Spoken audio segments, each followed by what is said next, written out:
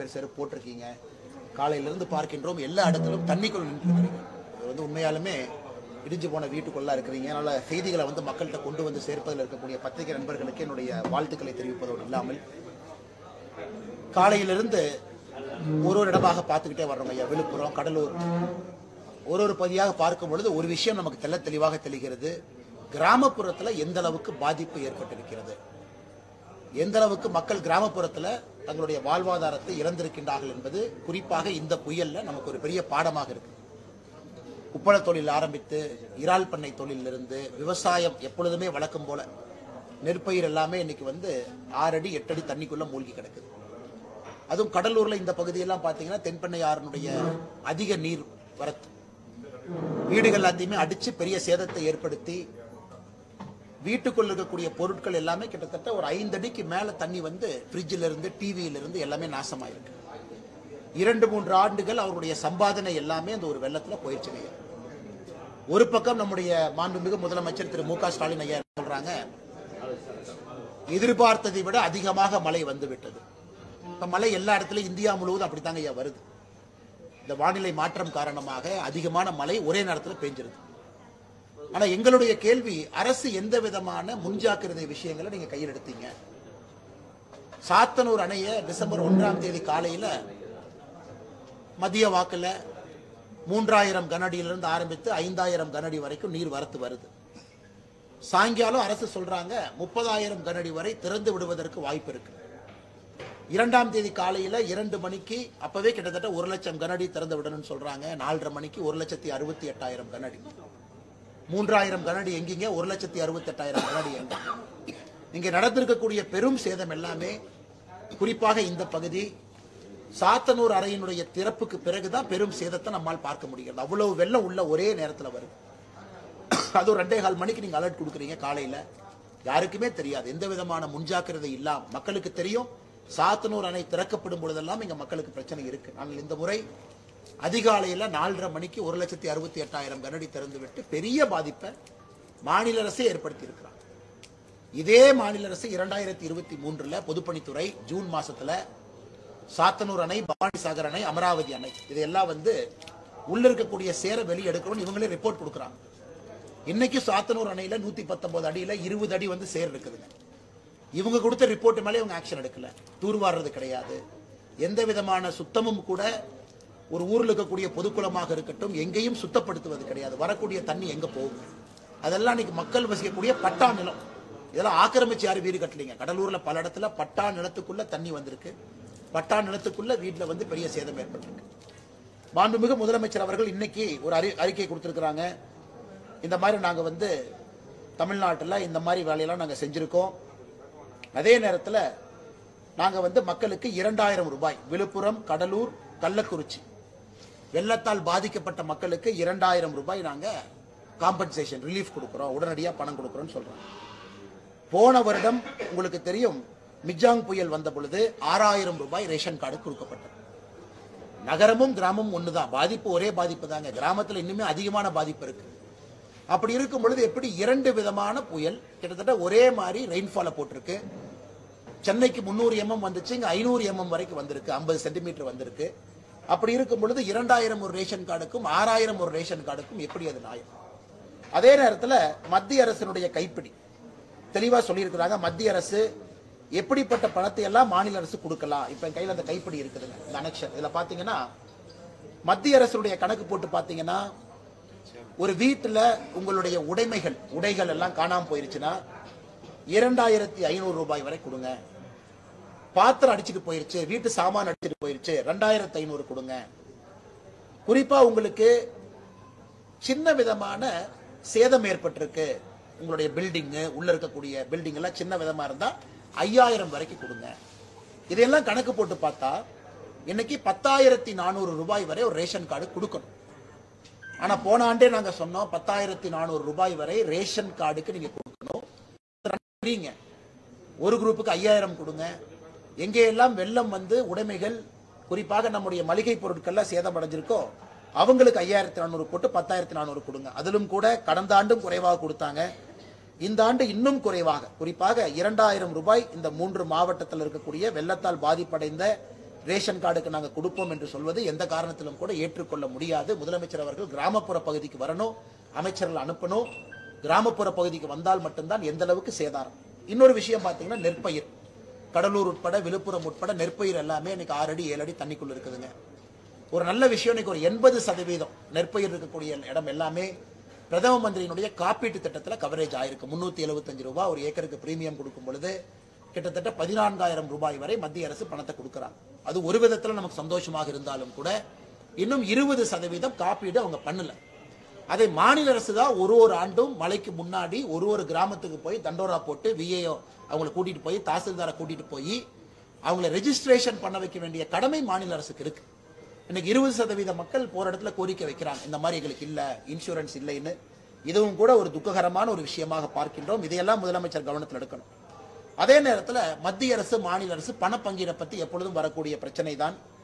இன்னைக்கு மாநில அரசுக்கு மத்திய அரசு அனுப்பி இருக்கக்கூடிய தொகை 31/10/2024, அதாவது போன மாதம் முடியும் வரை, கிட்டத்தட்ட அக்டோபர் மாதம் முடிகிற வரைக்கும் தமிழ்நாடு மத்திய அரசினுடைய அலோகேஷன் 944 கோடி 80 லட்சம் ரூபாய் மத்திய அரசு தன்னுடைய பங்கீடாக ஸ்டேட் டிசாஸ்டர் ரெஸ்பான்ஸ் ஃபண்ட் கொடுத்திருக்காங்க. மாநில அரசு தன்னுடைய பங்கீடாக 315 கோடி ரூபாய் வச்சிருக்காங்க. ஸ்டேட் டிசாஸ்டர் ரெஸ்பான்ஸ் ஃபண்ட்ல 1260 கோடி ரூபாய் பணம் இருக்கு. அது இல்லாம 4 ஸ்டேட்டுக்கு மட்டும், ஹிமாச்சல், கர்நாடகா, சிக்கிம், தமிழ்நாடு, திரிபுரா 5 ஸ்டேட்டுக்கு என்டிஆர்எஃப் ஃபண்டும் மத்திய அரசு கொடுத்தாங்க, எஸ்டிஆர்எஃப் தாண்டி. அதுல தமிழகத்திற்கு 276 கோடி ரூபாய் 10 லட்சம் ரூபாய் அதை கொடுக்கப்பட்டிருக்கிறது. மொத்தமாக தமிழ்நாட்டு அரசினுடைய ஸ்டேட் டிசாஸ்டர் ரெஸ்பான்ஸ் ஃபண்ட், உடனடியாக செலவு செய்யக்கூடிய fund state disaster response fund. சேதமெல்லாம் அடைஞ்ச பிறகு மாநில அரசு செலவு செஞ்சுட்டு கிளைம் பண்ற fund national disaster response fund. இன்னைக்கு ஸ்டேட் டிசாஸ்டர் ரெஸ்பான்ஸ் ஃபண்ட்லிங்க ஐயா 1260 கோடி ரூபாய் இருக்கு. ஆனால் இன்னைக்கு முதலமைச்சர் எமர்ஜென்சி செலவு செய்யக்கூடிய வேலைகள் எங்கேயும் கூட மத்திய அரசை பொறுத்தவரை குற்றம் குறை இல்லாம பணம் கொடுத்திருக்கிறாங்க. அதனால் முதலமைச்சர் அவர்கள் இந்த முறை ஆக்கப்பூர்வமாக மத்திய அரசு கிட்ட இங்கிருந்து அதிகாரிகளை வச்சு எஸ்டிமேட்டை தயார் பண்ணி மத்திய அரசுக்கு அனுப்பி கேட்க வேண்டிய பணத்தை முறையாக கேட்டு மத்திய அரசுடைய அதிகாரிகள் வந்து அவங்க ஒரு முறை சுற்றுப்பயணம் செய்துவிட்டு அதை பெற்றுக் கொடுப்பது பாரதிய ஜனதா கட்சியினுடைய கடமை என்பதையும் நாங்கள் தெரிவித்துக் கொள்கிறோம். ஆனா ஃபார்முலா படி முதலமைச்சர் போகணும். 10,400 ரூபாய் கொடுக்கறதுக்கு அவருக்கு இருக்குன்னா அதை தயவு செஞ்சு பண்ணி அவங்க கிளைம் பண்ணலாம். 2,500 ரூபாய் ஒரு வீட்டுக்கு உடைமைகள் எல்லாம் போயிருச்சு, மாநில அரசு பே பண்ணிட்டு கிளைம் பண்ணலாம். 2,500 ரூபாய் மளிகை பொருட்கள் சேதாரம் கிளைம் பண்ணலாம். கொடுக்கறதே கம்மி. அதிலும் குறிப்பாக மிக்ஜாம் புயலுக்கு 6,000-ம் பெஞ்சல் புயலுக்கு 2,000-ம் இருக்கக்கூடியது. நிச்சயமாக நாங்கள் இதை ஏற்றம் இறக்கமாக பார்க்கின்றோம். குறைந்தபட்சம் நாங்கள் கேட்பது 10,400. அதுல குறைந்தபட்சம் மிக்ஜாம் புயலுக்கு கொடுத்த அதே 6,000-த்தை கடலூர், கள்ளக்குறிச்சி மாவட்டத்திற்கு முதலமைச்சர் அவர்கள் உடனடியாக அறிவிக்க வேண்டும் என்பது பாரதிய ஜனதா கட்சியினுடைய ஒரு கருத்து.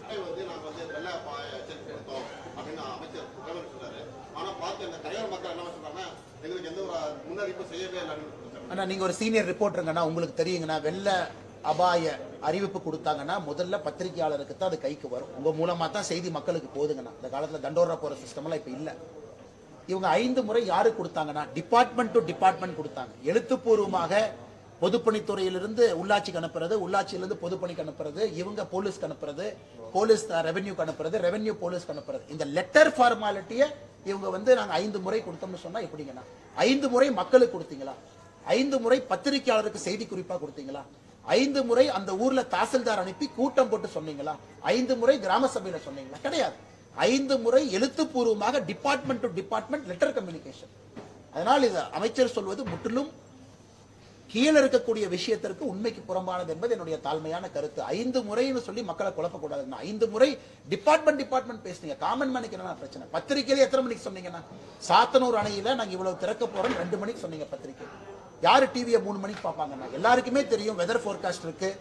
வானிலை ஆய்வாளர்கள் சொல்றாங்க மழை வருவதற்கான வாய்ப்பு அதிகம். ஆனா 500 mm 400 mm அதுல பிரச்சனை இருக்கலாம். ஆனா மழை வரப்போகுதுன்னு தெரியும், கடுமையான மழை வரப்போகுதுன்னு தெரியும். அதனால் இதை குழப்புவதற்காகத்தான் ஆட்சியாளர்கள் பேசுவதாக நாங்கள் கருதுகின்றோம். 2000 தமிழக அரசு அறிவிச்சிருக்காங்க. அது போதுமானதா இல்லைன்னு பொதுமக்கள் பரவலா இந்த காலையில பேச ஆரம்பிச்சிருக்காங்க. அதை பத்தி உங்க கருத்து? அதான் நான் சொன்னேங்கன்னா, அந்த மிக்ஜாங் புயல் போன வருஷம் 6,000 ரூபாய் கொடுக்கப்பட்டதுன்னா, இந்த முறை அதை விட சேதாரம் அதிகம் கிராம பகுதியில். காரணம் அணையெல்லாம் திறந்து விட்டாங்க. நாங்கள் சொல்வது குறைந்தபட்சம் அங்க 6,000னா இங்கே 6,000 கொடுங்கன்னு தான் நம்ம கேட்கிறோம். 6,000 என்றால் இங்கே 6,000. 2 புயல், வீரியம் 1, சென்னைக்கு 300 mm மழை வந்துச்சு, இங்க 500 mm வரைக்கும் வந்திருக்கு, 50 சென்டிமீட்டர் சில பகுதிகளுக்கு வந்திருக்கு. அப்படி இருக்கும் பொழுது 6000 2000 என்ன லாஜிக்னா, மத்திய அரசை பொறுத்த வரைக்கும் உங்களுக்கு ஒரு கால்குலேஷன் காட்டினாங்கன்னா 10,400 ரூபாய் வரை கொடுப்பதற்கு மாநில அரசுக்கு அனுமதி இருக்கு, அவங்க கிளைம் பண்ணிக்கலாம், NDRFல கொடுப்பாங்க ஃபண்ட்ல. அதான் உங்களுக்கு அந்த அமௌண்ட் சொன்னாங்கன்னா. அதனால பாண்டிச்சேரியில ரேஷன் கார்டுக்கு 5000 கொடுக்குறாங்க, மிக்ஜாம் புயலுக்கு 6000, கடலூர், விழுப்புரம், கள்ளக்குறிச்சி, திருவண்ணாமலை ரேஷன் கார்டுக்கு 2000 என்பது ஏற்றுக்கொள்ள முடியாது. காரணம், முதலமைச்சருக்கு உண்மையாலுமே கரெக்டான செய்தி போயிருக்கா, கிராமப்புறத்துல இந்த அளவுக்கு பாதிப்படைஞ்சிருக்குன்னு கரெக்டா கட்சிக்காரங்க, ஆட்சியாளர்கள், முதலமைச்சர் கரெக்டா பிரீஃப் பண்ணிருக்காங்களா அப்படிங்கிற சந்தேகமே எங்களுக்கு வருதுங்க. தமிழக அரசு ஒவ்வொரு முறையும் வந்து முன்னெச்சரிக்கை ஆலோசனை பண்றாங்க. ஆனா இன்னைக்கு பாத்தீங்கன்னா கலெக்டர் முன்னாடி இன்னைக்கு தான் வந்து அந்த கரையோரத்திலே வந்து கரையை பலப்படுத்தக்கூடிய சூழல் பணியெல்லாம் நடந்துட்டு இருக்கு, தண்ணி ஓவர் ஆயிட்டு இருக்கு, கரையை இன்னைக்கு தான் பலப்படுத்தி. நான் உங்களுக்கு கிளியரா ப்ரூஃபோட சொல்றேங்க. திருவண்ணாமலை போன ஆண்டு மாவட்ட ஆட்சியர் அலுவலகத்துல வெள்ள பாதிப்புல 23 கிராமங்களுக்கு அபாயகரமான பாதிப்பு இருக்குன்னு ஒரு ரிப்போர்ட் ரெடி பண்ணாங்க, ஒரு கலெக்டர் ரெடி பண்ணாங்க. அந்த 23 கிராமத்திற்கு என்ன நடவடிக்கை எடுத்துருக்காங்க திருவண்ணாமலையில சொல்லிட்டுங்க. அண்ணா, திருப்பெண்ணையார் ஆறுனுடைய கரையோரம் எங்கெல்லாம் கிராமம் இருக்கோ எல்லாத்துக்கும் பிரச்சனை. மக்கள் காலங்காலமாக கேட்பது 300 அடிக்கு ஒரு தடுப்பு சுவரை கட்டி கொடுங்க, அது கூட செய்யலையாங்கண்ணா. அதனால் இவர்கள் எந்த விதமான முன்ஜாக்கிரதை எடுக்காம வெறும் பேப்பர் டு பேப்பர் எழுதுறாங்க. நான் பத்திரிகை நண்பர்கள்ட்ட கேட்கிறேன்னா, உங்களுக்கு வார்னிங் கொடுத்தாங்கன்னா உங்க மூலமா தாங்க எங்களுக்கே தெரியும். பத்திரிகை நண்பர்களுக்கு சொல்லல, ஊர்லயும் சொல்லல, தாசில்தாரையும் அலர்ட் பண்ணல, விஏஓ அலர்ட் பண்ணல, கிராம சபைக்கு சொல்லினா கரையோரத்தில் இருக்கக்கூடிய மனிதர்களுக்கு என்ன அபாய எச்சரிக்கை கிடைக்கும்? அதனால் திரும்ப திரும்ப இதையா சொல்றாங்க. இன்னைக்கு அமைச்சர் பொன்முடி அவர்கள் போகும் பொழுது கிராமத்துல சில பேர் செயல் எடுத்து போட்டாங்கன்னா எங்களுக்கு அதுல வந்து நிச்சயமா உடன்பாடு கிடையாது. ஏன்னா ஒரு அமைச்சர், ஒரு மாண்புமிகு அமைச்சர், முக்கியமானவர், அரசனுடைய ஒரு பொறுப்பாளராக இருக்கக்கூடியவங்க யாரோ கோபத்துல பண்ணிருக்கலாம். அது ஒரு விதத்தில் எங்களுக்கு உடன்பாடு இல்லை என்று சொன்னாலும் கூட மக்களுடைய கோபத்தை எப்படி நான் காட்டுவாங்க? மக்களுடைய கோபத்தை காட்டுவதற்கு ஒரு இடம் வேண்டும். இன்னைக்கு தமிழகத்துல ஒரு ஆளுங்கட்சி, அதுவும் இங்க பவர்ஃபுல்லாக இருக்கக்கூடிய அமைச்சர்னு சொல்லிக்கிறாங்க, அவருடைய சொந்த இடத்திலேயே அமைச்சரின் மீது சேருவாரி, அமைச்சர் மட்டுமல்ல கலெக்டர், எஸ்பி கூட யார் இருக்காங்களோ எல்லாத்து மேலே வீசுறாங்க. எங்களுக்கு உடன்பாடு இல்லை, இது நடக்கக்கூடாது, ஜனநாயகத்துல தவறா போயிருங்க, ரொம்ப தவறான ஒரு இதா போயிடும். இருந்தாலும் மக்கள் கோவத்தை எப்படி நான் காட்டுவாங்க? நீங்க அங்க போயிட்டு எல்லாம் நல்லா இருக்கு, எல்லாம் சூப்பரா இருக்கு, எல்லாம் நல்லா இருக்குன்னா மக்களுக்கு தெரியும் நன்றாக இல்லைன்னு தெரியும். அந்த கோவத்தை காட்டுவதற்கு தான் அந்த சேரு விஷயம் எல்லாம். ஆனால் இப்பவாவது ஆட்சியாளர்கள் இதை உணர்ந்து திருந்தி 6000 2000 இதுலயே தவறு, இங்கே தப்பு பண்றீங்க. நீங்க மத்திய அரசு கிட்ட காம்பன்சேஷன் கரெக்டா மெஷர் பண்ணுங்க, மெஷர் பண்ணி கேளுங்க, அதுவும் பண்றது கிடையாது. 19 2000 கோடி கொடுங்க. நீங்க கீழே வந்தீங்களா, சர்வே பண்ணீங்களா, எத்தனை வீடு இடிஞ்சிருக்குன்னு பாத்தீங்களா, போட்டோ எடுத்தீங்களா, எதுவும் பார்ப்பது கிடையாது. 19 பணத்தை கேட்கறாங்க. சோ ஒருத்தருக்கு கம்மி பாதிப்பு, ஒருத்தருக்கு அதிக பாதிப்புனா மொத்தமா 2000 கொடுக்குற வாங்கிக்கங்கன்னா எந்த விதத்துல நியாயங்கண்ணா?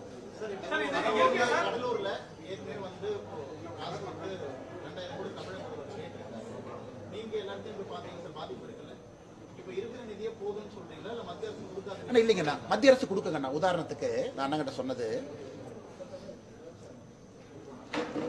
ஆனா இன்னைக்கு வந்து தமிழக அரசினுடைய இருப்பு ஸ்டேட் டிசாஸ்டர் ரெஸ்பான்ஸ் பண்ணா உடனடியா முதலமைச்சர் செலவு செய்வதற்கான பணம் வந்து 1260 கோடி ரூபாய் இருக்குங்க, உடனடியா ரிலீஸ் பண்ணலாம். நீங்க செலவு பண்ணிட்டு மத்திய அரசு கிட்ட கேட்கிற பணம் ஒரு 276 கோடி ரூபாய் போன குவார்டர்ல கொடுத்திருக்காங்க. 3 மாதத்துக்கு ஒரு மாதிரி டாப் பண்ணுவாங்க. இன்னைக்கு தமிழக அரசு கிட்ட பணம் இல்லை என்கின்ற சூழல் இல்லைங்கன்னா, இன்னைக்கு செலவு பண்ணலாம், ஒரு அக்கௌண்ட்ல ஃபண்ட் இருக்கு, அதையும் தாண்டி நீங்க செலவு பண்ணுமா, முறையா செலவு பண்ணுங்க. ஆனா உங்களுக்கு தெரியுங்கன்னா இந்த சென்ட்ரல் டீம் வரும்போது என்ன பண்ணுவாங்கன்னா, அவங்க கால்குலேஷன் எப்படி போடுவாங்கன்னா, டோட்டல் ஹெக்டேர் எவ்வளவு, தண்ணி எவ்வளவு நாள் நின்னுச்சு, 3 நாளைக்கு மேல நின்னா ஒரு அமௌண்ட், 3 நாளைக்கு கீழே இருந்தா ஒரு அமௌண்ட், நெற்பயிரை பொறுத்த வரைக்கும், மரம் பொறுத்த வரைக்கும் சேதம் கலெக்டர் ஆபீஸ் பக்காவா கொடுக்கணுங்க. கடலூரை பொறுத்த வரைக்கும் இத்தனை மரம் சேதம் அடைஞ்சிருக்கு போட்டோ, இத்தனை தடுப்பணை உடைஞ்சிருக்கு காஸ்ட் போட்டோ, இத்தனை வீடு ஹோம்ஒர்க்கே பண்றது இல்லைங்க. தாசில்தார் விஏஓ கீழே வந்து இன்னைக்கு நாளைக்கு ஒரு இடத்துல டாக்குமெண்ட் பண்ணி தான் பணத்தை கேட்கணும். ஏன்னா எஸ்டிஆர்எஃப் பொறுத்த வரைக்கும்னா இது வந்து செலவு பண்ணிட்டு ப்ரூஃப் கொடுத்து பணம் கேட்கணும். இந்தியா முழுவதும் இருக்கு, தமிழ்நாடு மட்டும் இல்லைங்கண்ணா. அதனால் முதலமைச்சரை பொறுத்தவரை நான் ஏற்கனவே அந்த ஃபார்முலா சொன்னேன். உதாரணத்துக்குங்கன்னா அந்த டாக்குமெண்ட் நான் சும்மா படிக்கிறேங்க, நீங்க கேட்டதுக்காக. அதை நீங்க படிச்சீங்கன்னாவே நீங்க அண்ணா வருது, நான் கொடுத்துட்டே இருக்காங்களே 944 கோடி ரூபாய், 80 லட்சம் ரூபாய் மத்திய அரசு போன 3 மாசத்துல தமிழ்நாட்டை கொடுத்துருக்காங்க. அண்ணா வெள்ள நிவாரண நிதினு ஒரு கான்செப்டே இல்லைங்கண்ணா. நீங்க 2000 கோடி ரூபாய் கேக்குறீங்கன்னா எதுக்கு கேக்குறீங்க, அதுக்கு பணம் வரும். 2000 கோடி எத்தனை மரம் சேதம் அடைஞ்சிருக்கு, உடைமைகள் உயிர்கள் சேதம் அடைஞ்சிருக்கா. உதாரணத்துக்கு இங்க பாருங்க, அதான் நான் படிக்கிறேன் பாருங்க. மாநில அரசு எப்படி கேட்கணும்னா, இறந்துட்டாங்கன்னா 4 லட்சம் தான் மத்திய அரசு கொடுப்பது. ஒரு கை ஒரு கால் போயிருச்சு, கண்ணு போயிருச்சு 2.5 லட்சம். ஹாஸ்பிட்டலைசேஷன் போயிட்டாங்க ஒரு வாரத்துக்கு மேல 16,000. இதுதான் மத்திய அரசு கொடுக்கிற வெள்ள நிவாரண நிதி. வெள்ள நிவாரண நிதியில இந்தியன் கவர்மெண்ட்ல எந்த அக்கௌண்ட் இல்லைங்கண்ணா. வெள்ள நிவாரண நிதியில எதுக்கு செலவு பண்ணீங்க?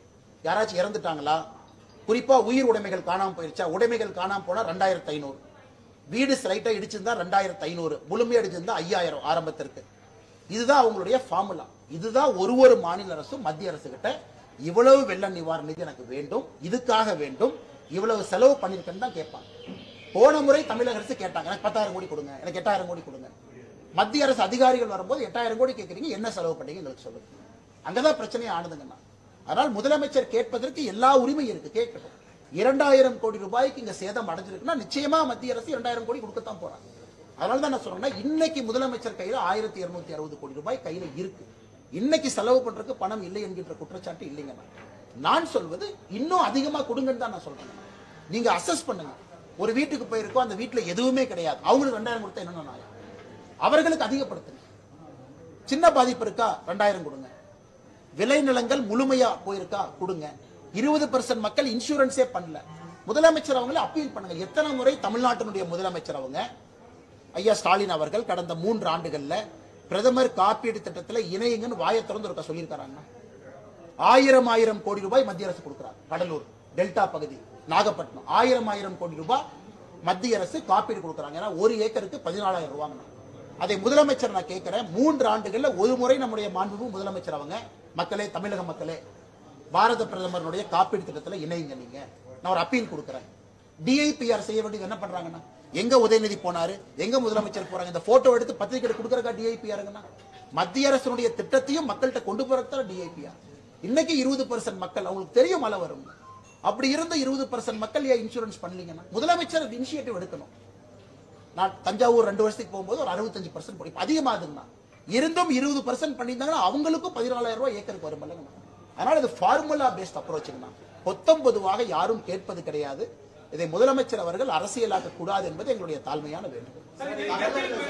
இந்த பாதிப்பு காரணம் இந்த ஆட்சி இல்ல, இதுக்கு முன்னாடி 10 ஆண்டுகள் ஆட்சியில் இருந்த அவங்க தான் காரணம்னு சொல்றாங்க. அதை எப்படி சார் பாக்குறீங்க? எந்த காரணத்துல சொல்றாங்கன்னு எனக்கு தெரியலங்கண்ணா. அதாவது ஆனா 10 ஆண்டுகளுக்கு முன்பு இருந்ததை விட இன்னைக்கு சேட்டலைட் நல்லா இருக்கு. இன்னைக்கு சமீபத்தில் எலன் மஸ்க் கொண்டு போன சேட்டலைட்ல இந்தியன் சேட்டலைட்ஸ் எல்லாமே வெதர் ஃபோர்காஸ்டிங் அனுப்பி இருக்கும். ஒரு ஆண்டும் அரசு வெதர் ஃபோர்காஸ்டிங் சேட்டலைட் அனுப்பிக்கிட்டே இருக்காங்க. இன்னைக்கு துல்லியமாக நம்மால கணிக்க முடியும். புயல் வரும், இவ்வளவு வலிமையான புயல் வரும், இந்த அளவுக்கு வரும். 10 ஆண்டுகளுக்கு முன்பது இல்லை, இன்னைக்கு அது இருக்கு. அதனால இந்த பிளேம் கேம் நிறுத்திட்டுங்கன்னா, இவங்க முதலமைச்சர் வெள்ளை அறிக்கை கொடுக்கணும். இத்தனை கெனால சுத்தம் பண்ணோம், இத்தனை வாய்க்கால சுத்தம் பண்ணோம். நாங்க எங்க கவர்மெண்ட் கொடுத்த ரிப்போர்ட்லயே 20 அடி சேர் இருக்குன்னு சொன்னாங்க, அதை நாங்க நீக்கணும். அதுதானா வெள்ளை அறிக்கை? அது எதுவுமே சொல்லாம பொத்தம்பொருவாக இன்னொரு ஆட்சியின் மீது பழி போடுவது இந்த ஆட்சி கழகம் 3 வருஷம் ஆச்சுங்கண்ணா. அதனால இவங்க 3 வருஷத்துல என்ன பண்ணாங்கன்னு சொல்லிட்டுங்கண்ணா. நாங்கள் சொல்வது எல்லாமே ஐயா பேரழிவு கேட்டீங்கன்னா 1,20,000 கண்ணாடி தனியாத்துல போகும். ஆமாங்க. ஆனா அவங்க மொத்தம் 3 லட்சம் கண்ணாடி தண்ணி போயிருக்கு. ஆமாங்க. ஏன்னு கேட்டீங்கன்னா ஏரி பூரா உடஞ்சிச்சு. ஒரு 6 ஏரி உடஞ்சிருக்கு திருவண்ணாமலை இந்த பக்கம். ஆமாங்க. 2,40,000 கண்ணாடி சேர்ந்துருக்காங்க. இதெல்லாம் சேர்ந்து 3 லட்சம் கண்ணாடி போனதால்தான் இந்த அளவுக்கு பேரழிவு. இது ஐயா ஐயா நான் உங்க கருத்துல உடன்படுறேங்க ஐயா. அதுல மாற்று கருத்தை இல்லைங்க சார். நான் சொல்றதுங்க சார், 1,68,000 அரசு கொடுத்த குறிப்பிலிருந்தே நான் பேசுறேங்க சார். இன்னும் அதிகமா தான் இருக்கும். உங்களை மாதிரி பாக்குறவங்க போய் பார்த்தோன்னே சொல்லுவீங்க 2 லட்சம் 3 லட்சம். ஆமா, இன்னைக்கு 1,11,000 போகுது. சரி, அது உள்ளே போகுது. சரி. அதனால உங்களை மாதிரி பாக்குற மனிதருக்கு பார்த்தோன்னே நீங்க சொல்லிடுவீங்க. நான் அரசு கொடுத்த குறிப்பை வச்சு இன்னும் அதிகமாக தான் இருக்கும். நாங்கள் சொல்வது அடிப்படை வேலை செய்யாம இந்த ஆட்சி அந்த ஆட்சின்னு எதுக்கு சொல்லணும்னு தான் நான் சொல்றேன். இல்ல முதலமைச்சர் ஃபீல்டுக்கு வர்றாங்க இல்லைன்னு சொல்ல. முதலமைச்சர் கிராமப்புறத்துல ப்ராப்பர் ஃபீட்பேக் எடுக்கட்டும். கிராம பகுதியில் எந்த அளவுக்கு சேதம் இருக்குன்னு முதலமைச்சர் நீங்களே சொல்லுங்க ஐயா. மிக்ஜாம் புயலுக்கு 6,000, இதுக்கு 2,000. எந்த லாஜிக்னு நீங்க சொல்லுங்க ஐயா. அதே ரேஷன் கார்டு, அதே மக்கள், அதே தமிழக மக்கள். அதுதான் சார் நான் சொல்றேன். வெள்ளன்னே சொல்லக்கூடாது, பேரழிவுன்னு சொல்லணும். அப்புறம் என்ன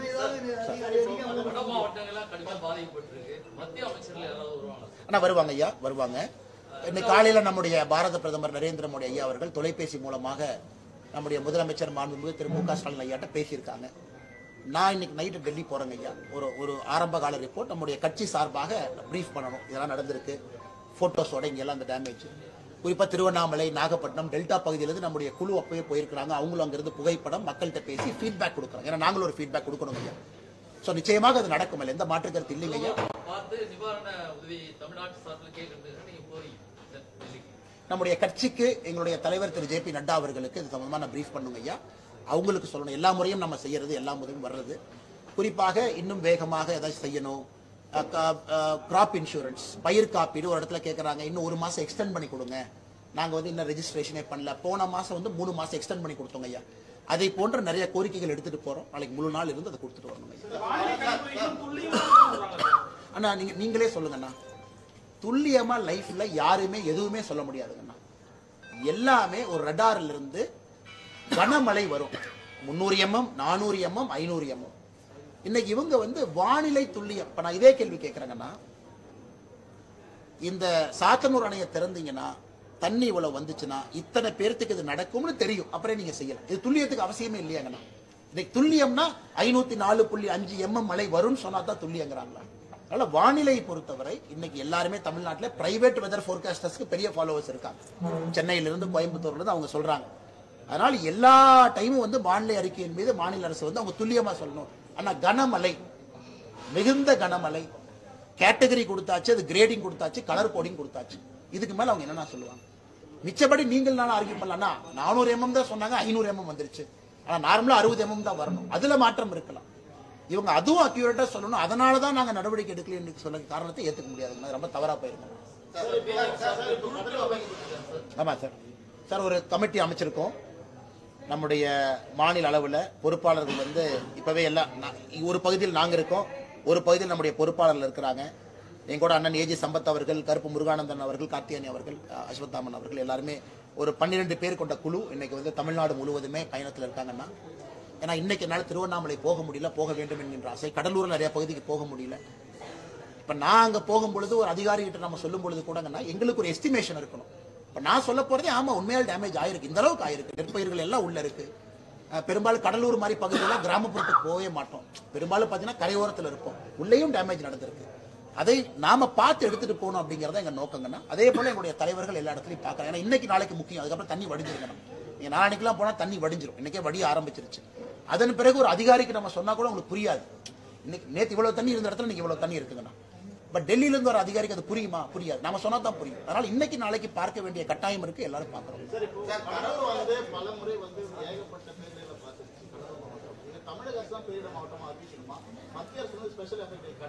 அண்ணா போன முறை உங்களுக்கு தெரியுங்கன்னா முதலமைச்சர் அவர்கள் சென்னைக்கு இதை சொல்லும் பொழுது மாண்புமிகு நிதி அமைச்சர் நிர்மலா சீதாராமன் அவர்கள் பாராளுமன்றத்தில் பதில் சொன்னாங்க.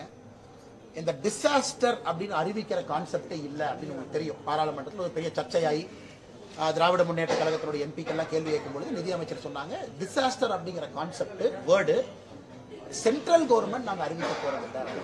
ஏன்னா இது மாதிரி கான்செப்டே இல்லை. இதுக்கு முன்னாடி விசாகப்பட்டினத்துல ஒரிசால் நடந்த பொழுது கூட, அது சூப்பர் சைக்ளோன் வந்த பொழுது கூட டிசாஸ்டர் அப்படின்னு நாங்க அறிவிக்கல. ஆனா டிசாஸ்டருக்கு என்னென்ன தேவையோ அதெல்லாம் இந்த NDRF இந்த லிஸ்ட்ல நாங்க கொடுத்துட்டு வரோம்னு ஒரு வார்த்தை சொன்னாங்க. இதை தாண்டி நான் சொல்வது, இன்னைக்கு கடலூர் மாவட்டம் உண்மையாலும் ஆபத்தான ஒரு மாவட்டமாக மாறிவிட்டது. இது டிசாஸ்டர் புரோன் மாவட்டம். ஏன்னா எல்லா வருஷமும் கடலூருக்கு, குறிப்பாக நம்முடைய நடுத்தரத்துக்கு கீழே இருக்கிறவங்க ஒரு மழை வெள்ளத்துல அந்த வருஷம் சம்பாதிச்ச சொத்து எல்லாத்தையும் இறந்துடுறாங்க. அதனால் மாநில அரசு மத்திய அரசோடு இணைந்து கடலூர் மாவட்டத்திற்கு என்று சிறப்பான ஒரு நிதியை கேட்கணும். தனியான ஒரு நிதி. கடலோர பகுதியில சுவர் கட்டணும்னா பெரிய பெரிய பாறைகள் போடணும், அலைகளுடைய இதை குறைக்கணும். தென்பண்ணை ஆறு சைட்ல எல்லாமே நீங்க வால் கட்டிட்டு வரணும். முக்கியமான இடத்துல லோலைங் ஏரியால மக்கள் இருக்காங்கன்னா வேற இடத்துக்கு மாத்தி வீடு கட்டி வேற இடத்துக்கு மாத்தி கொடுக்கணும். நிறைய வேலைகள் இருக்கணும். இதை கடலூர் என்னை பொறுத்தவரை மிக முக்கியம். நாகப்பட்டினம் முக்கியம்னா தமிழ்நாட்டில் இந்த 2-3 மாவட்டங்கள் எல்லா புயல்லையும் மாற்றலாம். எல்லா விதமான புயல்லையும் அது ரொம்ப துக்ககரமா எங்களுக்கே இருக்கு. நீங்க கேட்கிற கேள்வி நான் உடன்படுறேங்கன்னா, இன்னைக்கு சயின்டிபிக்கா அது மாதிரி டெர்மினாலஜி இல்லை. முதலமைச்சர் அவர்கள் பிரதமரை சந்திச்சு வாய்ப்பு இருக்கும் பொழுது இதை பேசிய இந்தியாவுக்கு முன்னோடியே அதை பண்ணலாம். பண்ண முடியாத நிதி இல்லையே, பட் கண்டிப்பா பண்ணணும். கடலூர் அந்த பிரச்சனை இருக்கு. பாதிக்கப்பட்ட மக்கள் ரிலீஃப் ஃபண்டுக்காக பாதிக்கப்படுற மாதிரி இருக்கு. நீங்க மாநில அரசுகிட்ட நிதி இருக்குன்னு சொல்றீங்க, அவங்க மத்திய அரசுகிட்ட கேட்கறாங்க. இது மாத்தி மாத்தி ஒவ்வொருத்தவங்க வழிபட்டு ஆனா பிளேம் கேம் இல்லைங்க. நான் சொல்றது ஆக்கப்பூர்வமான யோசனை. நான் இன்னும் அதிகமா கொடுங்க அப்படின்னு தான் நான் சொல்றேன். நான் குறைச்சு கொடுங்க நான் சொல்லவே இல்லை. 6000 2000 நியாயம் கிடையாது. 10,400 வரை கொடுக்க முடியும். நீங்க கீழே இன்ஸ்பெக்டே பண்றது இல்லைங்கண்ணா. நீங்களே நியாயமா சொல்லுங்க, நான் மூத்த பத்திரிகையாளர், நீங்க எத்தனை இடத்துல தாசில்தார் விஏஓ கீழே வந்து இன்ஸ்பெக்ட் பண்ணி போட்டோ எடுத்துட்டு போன நீங்க பாத்தீங்கன்னா கரெக்ட். இன்னைக்கு நாளைக்கு அவங்க பிஸியா இருக்காங்க இல்லையா நான் சொல்லிங்கன்னா, நீங்க ஆதாரத்தின் அடிப்படையில் தான் ஒரு அமௌண்ட்டை கேட்க முடியுங்க. நாளைக்கு நீங்கள் நானும் ஒரு வீட்டுக்கு போனா கூட ஐயா தண்ணி வந்துச்சு பொருள் அடிச்சுட்டு போயிடுச்சு, 3 நாள் கழிச்சு போனீங்கன்னா அந்த துணி காஞ்சிருக்கும், அதை காய போட்டிருப்பாங்க. ஃப்ரிட்ஜ் எல்லாம் இப்பவே வீட்டுல கழட்டி தொங்க வச்சிருக்காங்க, டிவி இப்பவே தண்ணி வந்து வெயில காய வச்சிருக்காங்க. அதனால அடிப்படை வேலை எதுவும் செய்யாம பொதுவாக பேசுவது எப்படிங்கன்னா ஒரு அரசு நிதி கொடுக்கும். ஃபண்ட் இருக்கு, மத்திய அரசு எங்கேயும் கூட ஏற்றத்தாழ்வு பார்ப்பது கிடையாது. நான் சொல்வது கேளுங்க, டாக்குமெண்ட் பண்ணுங்க, அதிக பணம் வேண்டுமானாலும் கேளுங்க. இன்னைக்கு பணம் இல்லைன்னு சொல்லாதீங்க, இன்னைக்கு பணம் இருக்கு, செலவு பண்ணிட்டு இன்னும் 3 மாதம் கழித்து பணம் வரும். அதற்கு முதலமைச்சர் அவர்கள் அதிகாரிகளை முடுக்கிவிட்டு கீழே எல்லாம் டாக்குமெண்ட் பண்ணி என்ன சேதாரம் எடுத்திருக்குன்னு பக்காவா டாக்குமெண்ட் பண்ணும். ஆனா ஒரு மரத்துக்கு 210 ரூபாங்கண்ணா, ஒரு தென்னை மரம் விழுந்துருச்சுன்னா 210 ரூபா கிடைக்கும். அதை டாக்குமெண்ட் பண்ணி போட்டோ எடுக்கணும், அந்த இடத்துக்கு போகணும். அப்பதான் தென்னை மரம் விழுந்துச்சுன்னு 210 ரூபா நீங்க கொடுக்கணும். 100 மரம் போயிருச்சுன்னா 21,000 ரூபாய் டாக்குமெண்ட் பண்ணுங்க. பண்ணாம தென்னை மரம் விழுந்துருச்சுன்னா 3 மாதம் கழித்து வரக்கூடிய மத்திய அரசு அதிகாரிக்கும் தெரியாது, எனக்கும் தெரியாது, உங்களுக்கு தெரியாது. அண்ணா நாங்க ஓப்பனா ஒரு பத்திரிகையில பேசுறேன், என்ன சேதம் அடைஞ்சிருக்கோ மத்திய அரசு சொன்ன பணத்தை அவங்க கொடுக்கத்தான் போறாங்க. 2,500 அண்ணா கேட்ட பணத்தை எப்படி கேட்கறாங்கன்னு தான் முக்கியம். மாநில அரசு இப்போ சொல்றாங்க, இப்போ சொல்றேன், ஒருவேளை முதலமைச்சர் ஐயா அவர்கள் நாங்க கேட்ட பணம் வரலீன்னா நான் கேட்கிறேன், தயவு செஞ்சு மக்களுக்கு வெள்ளை அறிக்கை கொடுங்க, என்ன கேட்டீங்கன்னு கொடுங்க, எப்படி கேட்டீங்கன்னு கொடுங்க, எந்த மாவட்டத்துக்கு எவ்வளவு பிரிச்சீங்க, எந்த தாலுகாவுக்கு பிரிச்சீங்க, எந்த பொருட்சேதத்துக்கு பிரிச்சீங்கன்னு கொடுங்க, நான் பதில் சொல்றேன். 19 2 நாள்ல 10,000 கோடி, இன்னைக்கு அவர் 2,000 கோடி கேட்டு தப்புன்னு நான் சொல்லி, நான் முதலமைச்சர் கேட்கணும், உரிமை இருக்கு. நான் சொல்வது எந்த ஆதாரத்தின் அடிப்படையில், நான் உங்களுக்கு பணத்தோட அக்கௌண்ட் விவரிச்சு சொல்றேன்னா இவ்வளவு பணம் வந்திருக்குன்னு சொல்றேன். 944 கோடி ரூபாய் மத்திய அரசு கொடுத்த பணத்தை சொல்லவே மாட்டாங்க. 944 கோடி ரூபாய் இந்த ஆண்டு அக்டோபர் மாதம் வரை வந்திருக்கு சொல்லவே மாட்டாங்க. அதனால் நான் சொல்வது இது அரசியல் வேண்டாம், மக்கள் பாதிக்கப்படுறாங்க, எங்களால் என்ன முடியுதோ நாங்க செய்யறோம், மாநில அரசு என்ன முடியுதோ நீங்க செய்யும். திருவண்ணாமலை மலை சரிவு வந்து பக்தர்கள் மத்தியில் ஒரு அச்ச உணர்வு ஏற்படுத்தி ஐயா, அது ரொம்ப ஆச்சரியமான விஷயம் ஐயா. திருவண்ணாமலை பொறுத்த வரைக்கும் சார், இதுவரைக்கும் நாம இந்த நிலச்சரிவு பாறைகள் உருண்டு வருவதெல்லாம் கேள்விப்பட்டதில்லை, முதல் முறையாக. அதுவும் எல்லாம் சின்ன குழந்தைங்க, பெரிய அச்ச உணர்வு ஏற்படுத்தி இருக்கு. இது எங்களுக்கும் ஒரு பெரிய ஷாக்கு. எங்களுடைய தலைவர்கள் இப்ப அஸ்வத்தாமன் அவங்க எல்லாம் கிளம்பி போறாங்க. திருவண்ணாமலை பொறுத்தவரை கட்சியின் சார்பாக கூட உதவி செய்யறதுக்காக எல்லாம் கூட இறங்கியிருக்காங்கன்னா, இது எனக்கும் தெரியலீங்கன்னா, திருவண்ணாமலை மாதிரி ஒரு மலை பகுதியில மலைச்சரிவு ஏற்பட்டதே கிடையாது, முதல் முறையா பார்க்கிறோம். அதனால் எனக்கும் புரியவில்லை. குறிப்பாக இந்த வல்லுநர்கள் சொல்லணும், ஏன் அது நடந்துச்சு, மறுபடியும் நடப்பதற்கு வாய்ப்பு இருக்கா? ஏன்னா மக்கள் எல்லாமே நீங்க பாத்தீங்கன்னா நிறைய பேர் அந்த மலையை சுத்தி வர்றாங்க, மலையை சுத்தி இருக்கிறாங்க. அதனால எங்களுக்கும் இது ரொம்ப புரியுதுங்கண்ணா, ரொம்ப வருத்தமான ஒரு விஷயம். நீங்க இல்லனா வேற முகம் இல்லன்ற மாதிரி இருக்கு. ஏன்னா நீங்க வெளிநாடு போன டைம்ல பாஜக எங்க இருந்து தெரியல, திரும்ப அந்த அளவுக்கு ஆக்டிவா இல்ல, திரும்ப நீங்க வந்ததுக்கு அப்புறம் ஆக்டிவா ஆகுது. ஆனா இல்லைங்கண்ணா, எல்லாரும் கட்சி வேலை, அமைப்பு வேலை செஞ்சாங்க. அதாவது 3 மாதம் வந்துன்னா பாரதிய ஜனதா கட்சியை பொறுத்தவரை வெளி வேலைகள் கொஞ்சம் குறைச்சிக்கிட்டு 5 ஆண்டுகளுக்கு ஒரு முறை தேர்தல் நடக்கும்னா மெம்பர்ஷிப் பண்ணி நடக்கும். அதுல எல்லாம் ரொம்ப பிஸியா இருந்தாங்க. இப்ப அது முடிவுக்கு வருது, அதனாலதான் ஆக்டிவ், எல்லாருமே ஆக்டிவா இருக்காங்க. ரொம்ப நன்றி.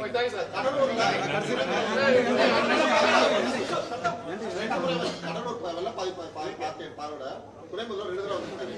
ஆனா வந்து அவர் காலத்தோட கூட தண்ணியில படலான்னு சொல்லி மக்கள். ஆனா துணை முதலமைச்சர் அவர்கள் 2 முறை கடலூர் வருவது உண்மையாலும் சந்தோஷத்துக்குரியது. ஒரு துணை முதலமைச்சர் ஒரு மாவட்டத்துக்கு 2 டைம் வர்றாங்க. கொடுக்கக்கூடிய பணமும் அதே மாதிரி வரட்டும் அப்படிங்கறதா என்னுடைய ஆசை. 2 முறை கடலூருக்கு வர்றாங்கன்னா கடலூர் அதிக பாதிப்புன்னு துணை முதலமைச்சர் ஒத்துக்கிறாரா? அப்படி என்றால் அதே போல துணை முதலமைச்சர் தயவு செஞ்சு, நான் குற்றம் சுமத்தலைங்கன்னா, நிறைய இடத்துக்கு போற முயற்சி பண்றாங்க, கொஞ்சம் கிராமப்புற பகுதிக்கு போகணும்.